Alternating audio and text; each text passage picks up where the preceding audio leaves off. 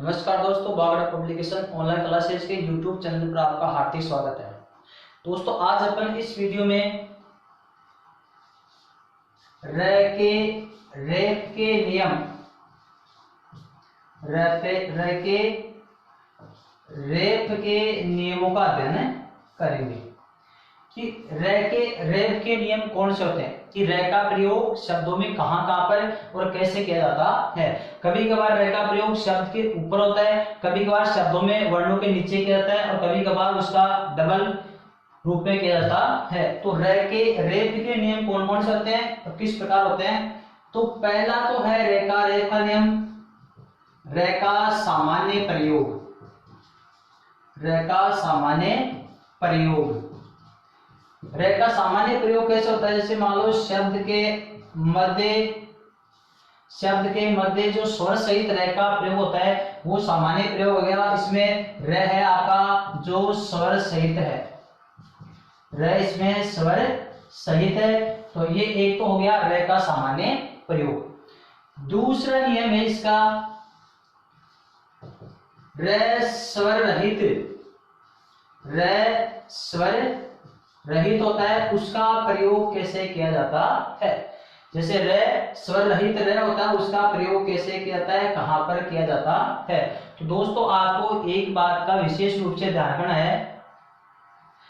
अगर रे हलंत होता है, अगर रे स्वर रहित है, तो उसका प्रयोग हमेशा शब्द में शिरोरेखा के ऊपर किया जाता है। जैसे एक है आपका निर्जन, यह है आपका निर्जन। एक है अपने पार्श्विक और एक है वर्त से। एक है वर्त से, यह है निर्जन, यह है पार्श्विक, यह है आपका वर्त से। तो दोस्तों, एक विशेष बात का ध्यान रखना, अगर रे स्वर रहित है, अगर रे स्वर रहित है, हलंत है, तो उसका प्रयोग हमेशा शब्द के ऊपर शिरोरेखा के ऊपर किया जाता है। और दूसरी बात यह है कि जिस शब्द में रे का उच्चारण जहां पर किया जाता है, रे का जहां पर उच्चारण किया जाता है, वह रे हमेशा अपने से अगले व्यंजन ध्वनि के ऊपर जाकर लगता है। बल्कि कंडीशन यह है कि अगली जो व्यंजन ध्वनि है वह स्वर सहित होनी चाहिए, वह पूरा वर्ण होना चाहिए। जैसे ये निर्जन है, तो इसको अपन इसका उच्चारण करते तो हो गया आपका निर्जन। अब इसमें रे आपका हलंत है, तो ये हलंत रे हमेशा जो अगली व्यंजन ध्वनि है इसके ऊपर जाकर लग जाएगा। बल्कि अगर ये व्यंजन ध्वनि भी हलंत है तो इसको छोड़कर अगले वर्ण के ऊपर जाएगा। तो इसकी कंडीशन बनती है कि रे हलंत का प्रयोग शब्द में शिरोरेखा के ऊपर होता है, बल्कि वह उसी वर्ण व्यंजन ध्वनि के ऊपर बैठेगा जो स्वर सहित होती है। अगर अगला भी व्यंजन स्वर रहित है तो उसको छोड़ेगा, अगले पे जाएगा। अगला भी स्वर रहित है तो उसको छोड़ेगा, अगले पे जाएगा। तो ये कंडीशन है। इसमें रे का उच्चारण आपका यहाँ पे किया जा रहा है, रे हलंत है, तो ये अगली व्यंजन ध्वनि के ऊपर लग गया शिरोरेखा पर, तो ये हो गया आपका निर्जन। अब ये आपका पार्श्विक, इसमें क्या है कि ये है आपका पा रे से वी और क, पार्श्विक जैसे। अब देखो ये रे हलंत है, अगला से भी हलंत है, तो ये रे इस से पर न लेकर अगला जो वह है ना, वह में स्वर की मात्रा ई मिली हुई है, वह में स्वर की मात्रा ई मिली हुई है, तो ये रे आपका इस वह पर आकर लगता है। तो ये देखो ये रे लगा हुआ यहाँ पर है, बल्कि इसका उच्चारण यहाँ पर पैर के बाद में किया जा रहा है। पा रे से वी क, पार्श्विक। क्योंकि ये रे वह पर इसलिए आ गया क्योंकि रे भी हलंत है और उसका अगला व्यंजन ध्वनि है वो भी हलंत है, इसलिए आ गया आपकी पार्श्विक। इसमें अपन देखते हैं यह से वह रे तय और से, ये रे हलंत है, अगली व्यंजन ध्वनि भी हलंत है, उससे अगली भी हलंत है, और उससे अगला वाला जो व्यंजन वर्ण है वो स्वर सहित है। तो ये रे इसके ऊपर आकर लग गया, तो ये हो गया आपका वर्त से। क्या हो गया? वर्त से। ये रे लगा हुआ यहाँ पर है, बल्कि इसका उच्चारण आप ये जहां पर होता है वह के बाद में यहीं पर इसका उच्चारण किया जाएगा। तो ये है आपका रे का रेखा नियम। बल्कि रे कौन सा है, स्वर रहित जो रे होता है उसका प्रयोग शब्दों में कैसे किया जाता है, ये आपके सामने हो गया। अधिकतर शब्दों में रे अपने से अगले वाले व्यंजन ध्वनि के ऊपर लगता है, पर कभी कभार अगली व्यंजन ध्वनि हलंत हो तो उससे अगले पे चला जाता है, और कभी कभार दो रे से पहले आगे वाले दो व्यंजन ध्वनि हलंत हो तो वो आगे से आगे चलता जाता है। इससे अधिक आपको शब्द शायद नहीं मिल पाएगा। फिर तीसरा नियम है अपना रे स्वर सहित। रे स्वर सहित, अगर रे स्वर सहित होता है तो उसका प्रयोग शब्द में नीचे कब किया जाता है। तो दोस्तों ध्यान रखना, अगर रे स्वर रहित होता है तो वह हमेशा शब्द के ऊपर जाता है, और अगर रे स्वर सहित होता है और उससे पहली वाली व्यंजन ध्वनि हलंत है, स्वर रहित है, तो वो रे हमेशा शब्द में वर्ण के नीचे लगता है। जैसे ये प्रकाश है, ये पराक्रम है, और ये आपका क्रीम है। ये क्या है, क्रीम। तो ये रे शब्द में पहले भी हो सकता है, मध्य भी हो सकता है, और लास्ट में भी हो सकता है। तो दोस्तों अब आप एक बात का ध्यान रखना, शब्द में हमेशा जो नीचे रे होता है वो रे होता है पूरा, और जिस व्यंजन ध्वनि के साथ लगता है वह व्यंजन ध्वनि होती है आदि, स्वर रहित। इसमें ये इसका उल्टा है, अगर जिस शब्द के ऊपर रे होता है वह हलंत होता है, और जिसके ऊपर लगता है वह पूरा होता है। ये रे स्वर रहित है, ये स्वर सहित है। और इसका उल्टा हो जाता है ये, अगर किसी शब्द में नीचे रे लगता है तो रे तो होता है पूरा, और जिस व्यंजन ध्वनि के जाकर लगता है वह व्यंजन ध्वनि होती है आदि, स्वर रहित। तो इसमें ये प हलंत है और रे पूरा है। इसको अपन ऐसा लिखेंगे प रे कास, इसको अपन लिखेंगे प रा क र म, इसको लिखेंगे क री और म, ऐसे। अब देखो रे स्वर सहित है, अगर बार इससे रे से पहले वाला व्यंजन ध्वनि भी स्वर सहित होती तो अपन रे को यहीं पर ऐसे लिखते, जैसे ये रहा, ये भी रे स्वर सहित है, ये भी रे स्वर सहित है, बल्कि इससे पहले वाला जो व्यंजन ध्वनि है वो भी स्वर सहित है, इसलिए इसका प्रयोग सामान्य रूप से मध्य में हो गया। बल्कि इस रे से पहले व्यंजन ध्वनि हलंत है, स्वर रहित है, तो ये रे और उस रे की मात्रा, स्वर की मात्रा इसी में जाकर मिल जाती है, और यहां से गायब हो गया, तो हो गया आपका प्रकाश। अब इसमें भी रे से पहले क व्यंजन आ गया, तो ये रे इसी में जाकर मिल जाएगा और ये पूरा हो जाएगा। इसमें भी देखो रे से पहले क्या आता है, हलंत है, तो ये रे मिलेगा आपका इसमें, और ये ई की मात्रा मिल गई इसमें, ये हो गया आपका क्रीम।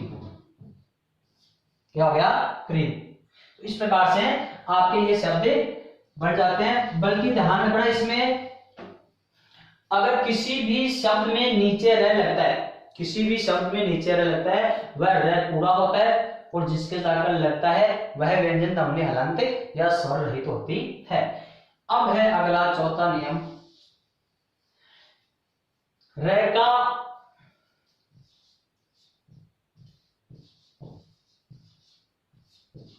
ये भी स्वर सहित है, ये जो रे है ये भी स्वर सहित है, बल्कि इसका प्रयोग जो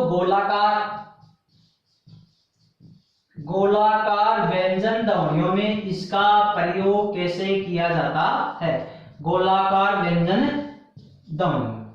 अब गोलाकार व्यंजन ध्वनि कौन सी होती है, इसका विशेष रूप से ध्यान रखना आपको। जैसे वर्णमाला है, वर्णमाला में कुछ वर्ण तो गोलाकार होते हैं और कुछ वर्ण होते हैं खड़ी पाई वाले। तो जो वर्ण खड़ी पाई के होते हैं उनको अपन आधा लिख सकते हैं, और जो वर्ण खड़ी पाई के न होकर के गोलाकार होते हैं उनको अपन आधा नहीं लिख सकते हैं। अगर उनको आधा लिखने की आवश्यकता पड़ती है तो पूरा लिखकर उसके हलंत ही लगाया जाता है। जैसे खड़ी पाई वाले कौन से हैं, क, ख, ग, घ, नंग। अब देखो क में खड़ी पाई है, ख में भी खड़ी पाई है, ग में भी है, घ में भी है, और इस नंग में खड़ी पाई नहीं है, इसलिए इसको अपन आधा नहीं लिख सकते, इनको अपन आधा लिख सकते हैं आराम से ऐसे ग और घ। जिनमें खड़ी पाई होती है ऐसे ये वाली खड़ी पाई, चाहे वो आगे हो चाहे पीछे हो चाहे मध्य में हो, जैसे ये भी खड़ी पाई का है, इसमें आ गई, ये भी खड़ी पाई का है, ये भी खड़ी पाई का है, बल्कि ये द इसमें खड़ी पाई नहीं है, ये गोलाकार में आ गए। तो गोलाकार जो व्यंजन ध्वनियां होती है उनमें र स्वर सहित उसका प्रयोग कैसे किया जाता है। तो पहले तो आपको ये बताना है कि गोलाकार व्यंजन ध्वनियां कौन कौन सी होती है। खड़ी पाई में तो जो खड़ी पाई वाले व्यंजन ध्वनियां है, खड़ी पाई वाली व्यंजन ध्वनियां है, उनमें तो देखो र का प्रयोग ये हो गया, ये तो खड़ी पाई, इसमें भी खड़ी पाई, इसमें खड़ी पाई। अब जो गोलाकार व्यंजन ध्वनियां उनमें स्वर सहित र का प्रयोग कैसे करते हैं। तो गोलाकार व्यंजन ध्वनियां है दोस्तों अपने 11, वो कौन कौन सी है। देखो एक तो क वर्ग का हो गया, फिर आपका च वर्ग में नहीं है, फिर ट, ठ, ड, ढ, अड़, अढ़ और द, र, है। 2, 4, 6, 8, 10 और एक हो गया आपका नंग, ट, ठ, ड, ढ, अड़, अढ़, द, प वाली में नहीं है, र हो गया और ह हो गया और क्ष, त्रे उनमें किसी में नहीं है। फिर भी एक कौन सा रहेगा, 2, 4, 6, 8, 10। क वर्ग में क, ख, ग, घ, नंग एक हो गया, च, छ, अच्छा एक रह गया आपका 6। कौन सा रह गया 6, ये रह गया। ये हो गया आपकी गोलाकार व्यंजन ध्वनियां 11। अब इनमें खड़ी पाई नहीं दिखाई दे रही है, अगर इनको अपन को आधा या हलंत या स्वर सहित लिखना है तो इनके हमेशा ऐसे हलंत ही लगेगा, ऐसे क्या लगेगा, इनके हलंत ही लगता है ऐसे। अब इनमें भी अगर र का प्रयोग किया जाए, खड़ी पाई में तो जैसे र का प्रयोग अपन जैसे मान लो ये है कि भ, र और मह, अब इसमें भ आपका आता है, भ आपका आता है। अब ये तो खड़ी पाई का है, भ तो हमेशा खड़ी पाई में आता है क्योंकि इसमें खड़ी पाई होती है, तो इसको तो अपन आधा ऐसा ले सकते हैं। और र से पहले अगर खड़ी पाई का है तो उसमें जाकर के वो र आपका मिल जाएगा और इसमें से यहां से हट जाएगा। तो खड़ी पाई वाले व्यंजन ध्वनियों में तो र का प्रयोग हो गया। अब जो गोलाकार व्यंजन ध्वनियां हैं 11, उनमें स्वर सहित र का प्रयोग कैसे करते हैं। अगर गोलाकार व्यंजन ध्वनियों को हलंत के रूप में लिखने की आवश्यकता पड़ती है, आधा लिखने की आवश्यकता पड़ती है, तो हमेशा इनके हलंत ही लगता है। अब जैसे अपन इनमें र का प्रयोग कैसे करेंगे, यह है आपका ड्रिल, ट्रक, ड्रम, उच्छ्रुत्वा और अश्व। अब देखो हमेशा दोस्तों आपको अब आपको ध्यान रखना है कि ड्रिल, ट्रक, ड्रम, उच्छ्रुत्वा और अश्व, इनमें दो कुछ विद्यार्थी इसमें ये गलती कर बैठते हैं, ये भूल जाते हैं कि सोचते हैं इसमें 2 र मिले हुए हैं, इन सब में 2 र मिले हुए हैं, क्योंकि दोस्तों इसमें 2 र नहीं है, एक ही है। एक तो देखो इधर वाला तो है इसका हलंत, यह तो है आपका हलंत, और जो इधर मिल रहा है ये आपका है र। क्या है र। जैसे इसको अपन तोड़ते हैं तो ये जाएगा ड, री और ल, इसको तोड़ते तो जाएगा ट, र, क, इसका बन जाएगा आपका ड, र, म, इसको तोड़ेंगे तो जाएगा उ, च, और ये 6 हलंत है और रू में छोटियों की मात्रा है, ये हो गया ऐसे, और रसों में है आपका है, र, स, व, ऐसे, ये ऐसे है। अब दोस्तों आपको ध्यान रखना है कि र से पहले अगर हलंत है र से पहले कोई आधा अक्षर है तो र और र की स्वर की मात्रा उसी में जाकर जुड़ जाती है। तो जो र पूरा होता है और उससे पहले आधा अक्षर होता है तो वह र हमेशा उसमें नीचे ही जुड़ता है। तो ये आपका र जुड़ गया, ये ई की मात्रा इसके लग गई और यहाँ से गायब हो गया, ये बिल आपका बन गया। इसी तरह से ये ट र, ये र इसमें जुड़ गया, यहाँ से गायब हो जाता है। इसी तरह से इसमें आपका ड्रम हो गया। अब इसमें देखो क्या है, छह हलंत है, ये र है तो ये र अपन यहां लगा दिया। अब इसमें छोटा ऊ की मात्रा है तो ना छोटा ऊ है तो ये छोटा ऊ की मात्रा लग गई और यहां से गायब हो गया। ये हो गया उच्छ्रुत्वा। क्या हो गया? उच्छ्रुत्वा। और ये है हलंत है, इसमें र है, पूरा है, स्वर सहित है, बल्कि इसमें है में र का प्रयोग यहां पर कभी भी नहीं किया जाता है। र का प्रयोग है में इसके अंदर यहां किया जाता है। तो ये हो गया ह्रस्व है, हलंत है और र पूरा है। क्या है? हलंत है। अब यहां पर इसका हलंत हट जाएगा और ये हो जाएगा आपका ह्रस्व। दोस्तों अब इसमें दिक्कत आती है अपने कि ये कैसे हो गया। तो देखो उच्छ्रुत्वा का संधि विच्छेद क्या होता है ये आपको मैं समझा देता हूं। देखो उच्छ्रुत्वा का संधि विच्छेद होता है उत प्लस श्रुत्वा, उत प्लस श्रुत्वा। व्यंजन इनमें व्यंजन संधि है। नियम कौन सा है कि नियम यह है कि प्लस से पहले तय हो, प्लस के बाद में स आ जाए। प्लस से पहले तय और प्लस के बाद में स हो तो तय के स्थान पर तो च हो जाता है और स के स्थान पर छ हो जाता है। प्लस से पहले तय होना चाहिए, प्लस के बाद में स होना चाहिए, तो तय के स्थान पर च हो जाएगा और स के स्थान पर छ हो जाता है। देखो प्लस से पहले तय, प्लस के बाद में स। अब इसमें स कैसे है वो तो बता रहा हूं मैं। तो इस तय के स्थान पर हो गया छ। अब इसमें स है या नहीं है। देखो संयुक्ताक्षर व्यंजन होते हैं अपने चार कौन से होते हैं, उनमें पहला श्रय, क्षय, त्रय, ज्ञ और श्रय। तो ये श्रय है ना, ये श्रय आपके दो वर्णों से मिलकर बना है। इसमें स हलंत है और र पूरा है। तो यही श्रय आपका यहीं पर है, तो इसमें है स प्लस र।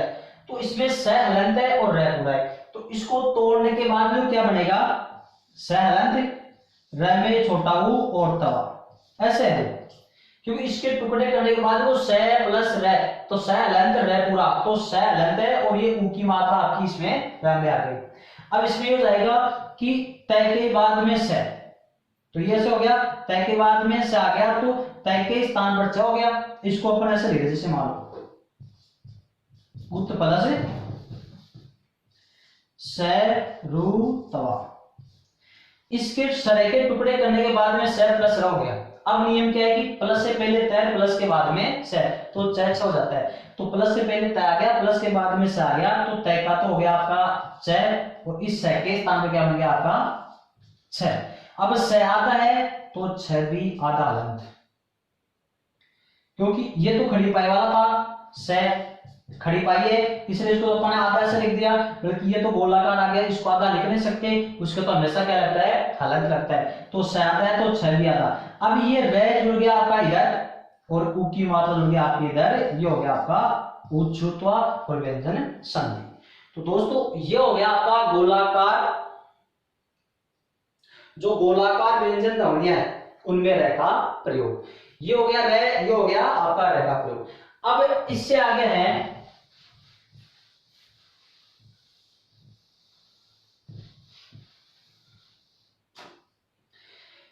कि कभी कभार विद्यार्थियों में र और री में अंतर समझ में नहीं आता है, उस री को भी र समझ लेते हैं। जैसे अपना पांचवी बात है री। इस री का प्रयोग कहां और कैसे किया जाता है? कुछ विद्यार्थी संदेह में या भ्रमित हो जाते हैं, इस री को भी र समझ लेते हैं। देखो इस री की मात्रा होती है ऐसी, जैसे क में अपन री मिलाएंगे तो ये ऐसे हो जाएगी ऐसे। तो इसके उदाहरण जैसे मान लो प्रकृति,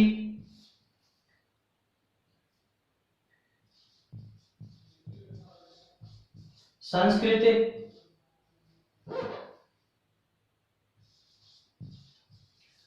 पृथ्वी, ये है। अब देखो ये जो प्रकृति शब्द है ये तो है आपका र बल्कि इस कै में ये र नहीं है, ये आपकी री की मात्रा है स्वर। तो इसमें तो देखो इसको अपन ऐसे लिखेंगे पै रे कै, और ये री है, इसको अपन अलग लगा देते हैं और ऐसे नहीं। ये स्वर सहित है, स्वर रहित है, ये खुद स्वर है और ये व्यंजन है। तो व्यंजन को तो स्वर की आवश्यकता पड़ती है। जैसे कै में अपन ने ए मिलाया तो कै हो गया, आ मिलाया तो का हो गया, ई मिलाया तो की हो गया। इसी तरह से कै में अपन री मिलाएंगे तो क्री तो बनेगा। तो ये तो व्यंजन में स्वर की मात्रा मिली हुई है। ये रह नहीं है, रह तो आपका ये है जो इसमें मिल गया, पर हो गया, ये री की मात्रा कै में मिल जाएगी, ये हो जाएगा आपका प्रकृति। इस प्रकार से प्रकृति में क्या है, ये तो है रे और ये आपकी री, इसको अपन, ये स्वर है ये व्यंजन है, इसको अपन कभी कभार रे समझ बैठते हैं, बल्कि ये रे नहीं है, ये व्यंजन में स्वर मिला हुआ है। उसी तरह संस्कृत में ये आपका रे नहीं है, ये भी री है। पृथ्वी में ये रे नहीं है, ये री है, इसे पै हलंत है और री है ऐसे। तो री की मात्रा इसमें मिल जाएगी, तो ये प्री और थ्वी पृथ्वी। तो ये भी आपको विशेष रूप से ध्यान रखना है। अब दोस्तों अपन देखते हैं कि है में री कहां मिलती है। जैसे अपने ये है, एक तो है ये वाला है हलंत, और एक हलंत है ये। अब इसमें तो आपके जैसे मान लो है रे से और वह, और इसमें है री और द और ये ऐसे है। अब हमें रे कैसे मिलता है और हमें री की स्वर कैसे मिलता है। अगर हमें रे कैसे मिलेगा और हमें री कैसे मिलता है, इसको अपन देखते हैं। जब है हलंत हो उसके बाद में रे पूरा हो, है हलंत हो और रे पूरा हो, तो रे इसके अंदर यहां पर मिलता है, उसका हलन रह जाएगा और यहां से क्या लगेगा, ये हो गया आपका ह्रस्व। ऐसा है तब तो वो आपका रे है। और है में री कैसे मिलता है, अगर है हलन तो उसके बाद में री आ जाए तो वो री आपका है में ऐसे मिलता है, और ये फिर यहां से री गायब हो जाएगा, ये हो जाता आपका हृदय। क्या बन जाएगा, हृदय। तो दोस्तों है में र हमेशा यहां मिलेगा और है में री आपका ऐसे मिलता है। अगर ऐसे आ जाए तो सोच लेना आपका री है। वैसे तो इसमें है में देखो और भी कैसे मिलते हैं वो आपको बताता हूं। पहले आप ये देखो कि र का सामान्य प्रयोग हो गया परवाह के रूप में, जो र आपका स्वर सहित है। स्वर सहित इसमें भी है, स्वर सहित ये भी है, बल्कि इसमें उससे पहले वाली व्यंजन ध्वनि स्वर सहित है, तो बीच में इसका सामान्य प्रयोग होगा। अगर इसकी तरह अगर र से पहले आधा अक्षर होता तो ये र इसमें प्रकाश की तरह इसमें मिल जाता। यह आपकी र स्वर रहित है।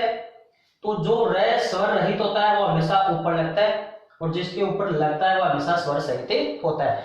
अगला अगर आधा है तो अगले को छोड़कर उससे भी आगे जाएगा। अगर फिर भी दो आधे हैं तो दोनों को छोड़कर आगे लास्ट तक पहुंच जाएगा। क्योंकि ध्यान रखना र हमेशा स्वर सहित व्यंजन ध्वनि के ऊपर ही बैठता है। फिर आपका र स्वर सहित, ये खड़ी पाई में प्रयोग है और ये गोलाकार में प्रयोग है। खड़ी पाई में तो प्रयोग अपन पाई को उठाकर उसके नीचे लगाते हैं, क्योंकि गोलाकार में गोलाकार व्यंजन ध्वनि को अपन आधा लिख नहीं सकते हैं, इसलिए एक तो है इनका हलंत है और दूसरा अगर इनमें र लगाओगे आप तो र आपका यहाँ पर प्रयुक्त होगा। ये हलंत है, ये ट्रक, ये हलंत है, ये ऐसे, इसमें ऐसे प्रयुक्त होता है। र में रे का प्रयोग होता नहीं, र में र का प्रयोग नहीं होता है। अगर र हलंत है उससे पहले र पूरा है तो उससे जुड़ेगा नहीं, वह अपने से अगले के ऊपर जाकर बैठ जाएगा। यह है आपका री। क्या है, री। री की मात्रा ऐसे होती है, तो ये र और री में प्रयोग अंतर होता है। प्रकृति में ये र है और आपका ये री है। ये तो हो गया आपका र के रेप के नियम, र के रेप के नियम। अब इसी के साथ आपको ये बता रहा हूं कि अगर है आता है तो है हलंत होने के बाद में उसमें अपन अन्य व्यंजनों को कैसे मिलाते हैं। जैसे है हलंत है, इसमें आपको ये जोड़ना है। ये है हलंत है, इसमें आपको मैं जोड़ना है। ये है हलंत है, इसमें आपको रे जोड़ना है। ये है हलंत है, इसमें आपको वह जोड़ना है। अब देखो है हलंत और इसमें आपको ये जोड़ना है, तो कहां जुड़ता है? जैसे ओ अन्य शब्दों में तो जैसे उद्धरण है, उसमें तो आपका उदय है रण ऐसे है। तो उत प्लस इसका तो आएगा उत प्लस हरण, उत प्लस हरण है। इसका अपना संधि विच्छेद करेंगे तो तय के स्थान पर है हो जाएगा और फिर इसके स्थान पर दह ये हो जाएगा। तो अन्य व्यंजनों में तो ये दह आपका यहां नीचे लग जाता है, ये आगे इसमें नीचे लगता है, बल्कि है में नीचे लगता है। है में आपका है के मध्य जिनका प्रयोग होता है। तो देखो है में ये मिलेगा आपका बाह्य एक तरह से हो गया। है का अपन लेते हैं जैसे मान लो ब्रह्म ऐसे हो गया, और इसका लेते हैं अपन है में, इसमें इसका प्रयोग हमेशा एक बार ऐसे लिख लेते हैं अपन, और इस है में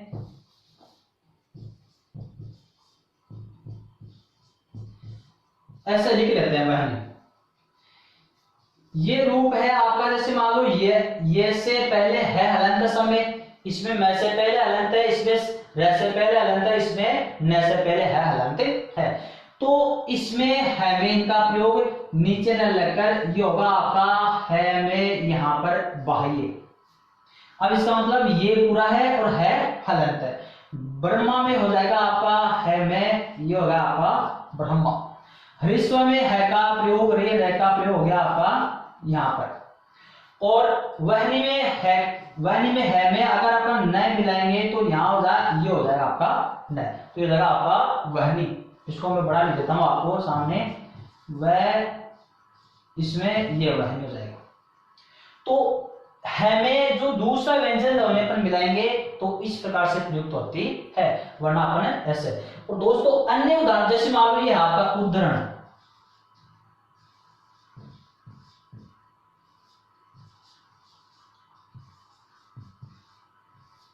एक तो है उद्धरण, एक है आपका उद्धार। अगर इन दोनों को अपन मिलाएंगे तो ये ध आपका इस द में मिल जाएगा और ये हो जाएगा आपका उद्धरण ऐसे। इसको में इस द में अपन ध स्वर सहित को मिलाएंगे तो आपका द के नीचे ये ध लग जाएगा और ये हो गया आपका उद्धार। क्या हो गया? उद्धार।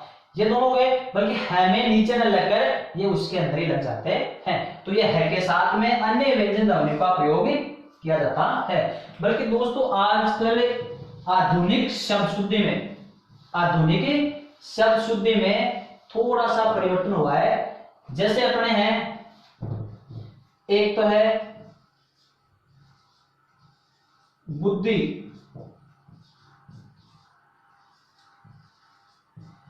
रिद्धि,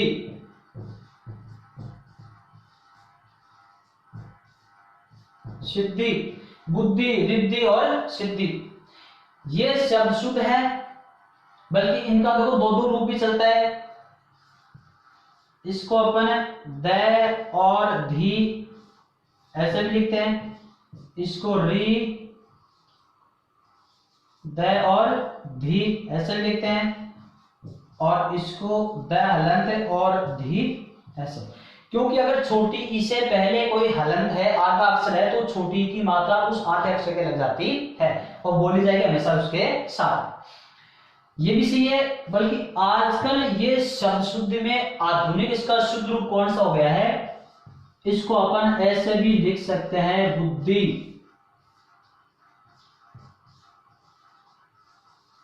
रिद्धि, सिद्धि। बुद्धि, रिद्धि और सिद्धि। अब जैसे मान लो ये भी शुद्ध है, ये भी शुद्ध है और ये भी शुद्ध है, तीनों शुद्ध है। बल्कि आधुनिक शुद्धिकरण में ये रूप मान्य है, ये नहीं माने जाते हैं। अगर ऑप्शन में ये नहीं हो तो ये अपने आप ही सही है, ये भी सही है, ये भी सही है। बल्कि तीनों ऑप्शन आ जाए, सिद्धि, सिद्धि और सिद्धि, तब आपका आधुनिक शुद्धिकरण में ये रूप मान्य हो गए हैं। आजकल जो संयुक्ताक्षर व्यंजन है उनका प्रयोग ऐसे ही किया जाता है। जैसे अभी और बताऊंगा। अब आप कहोगे कि अगर छोटी ई से पहले आधा अक्षर होता है, छोटी ई से पहले कोई आधा अक्षर है तो छोटी ई की मात्रा उसके लगनी चाहिए, ये नियम है। तो ये नियम कहाँ लगता है कहाँ नहीं लगता है, ये आपको मैं बता रहा हूं।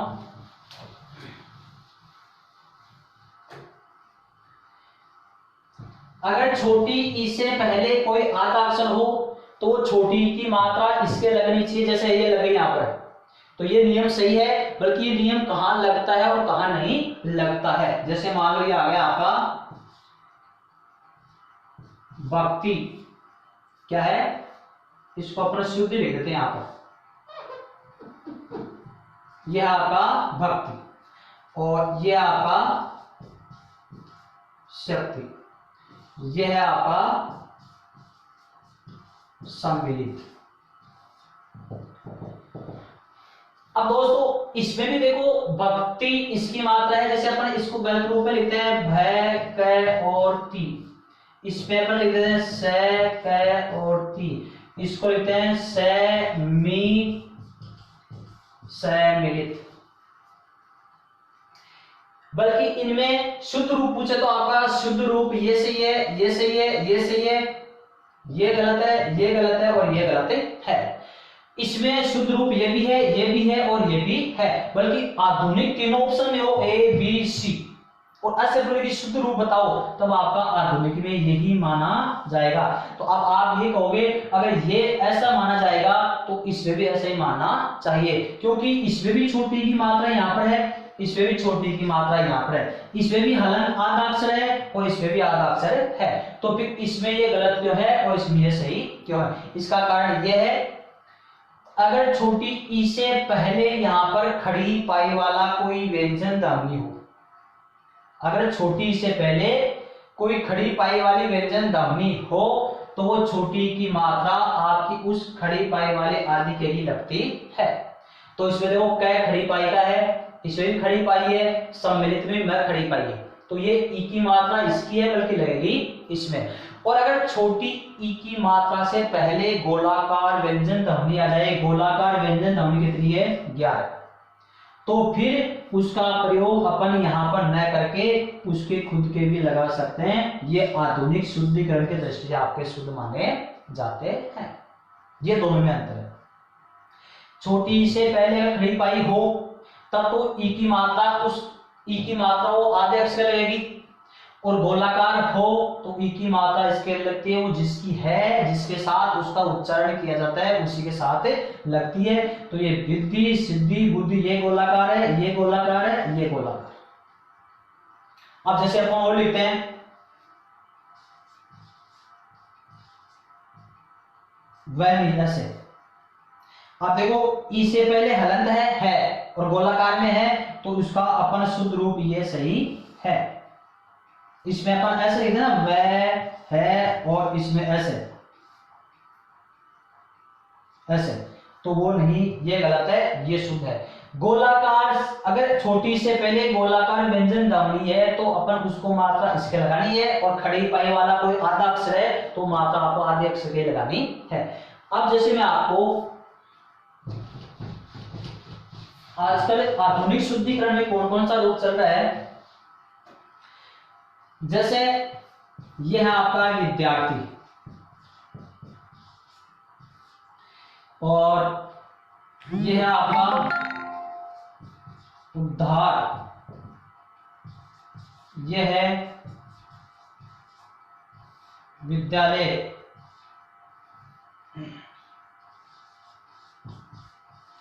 यह आपका डेगू, क्या है डेगू। तो दोस्तों अब एक विद्यार्थी ऐसे है और इसका दूसरा रूप चलता है विद्यार्थी ऐसे।